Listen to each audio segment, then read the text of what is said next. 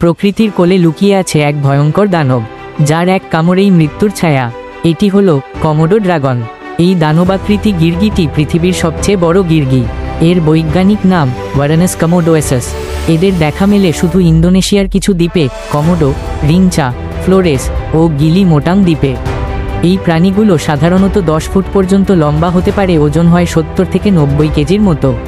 মোটা চামড়া, ধারালো দাঁত আর লম্বা কাঁটাওয়ালা জিহ্বা, সব মিলে এক ভয়ঙ্কর শিকারী।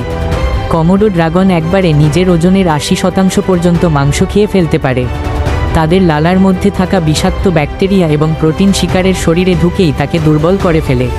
তারা হরিণ, শূকর, ছোট প্রাণী, এমনকি মৃতদেহ পর্যন্ত খেয়ে ফেলে। আর একবার শিকার পেলে কাউকে রেহাই দেয় না। এই ভয়ঙ্কর গিরগিটিও কিন্তু কিছু ভয় পায়। মানুষের তৈরি পরিবেশ ধ্বংস, বন উজাড় ও অবৈধ শিকার, সব মিলে আজ কমোডো ড্রাগন বিপন্ন এন্ডেঞ্জার্ড প্রজাতির তালিকায়। ইন্দোনেশিয়া সরকার এখন তাদের সংরক্ষণে কাজ করছে, কিন্তু আমাদেরও সচেতন হতে হবে। কমোডো ড্রাগন আমাদের প্রকৃতির এক বিস্ময়, আর আমরা যেন সেই বিস্ময়কে হারিয়ে না ফেলি। পৃথিবীর প্রতিটি প্রাণী গুরুত্বপূর্ণ, হোক সে যত ভয়ঙ্করই, তাদের রক্ষা করা আমাদের দায়িত্ব।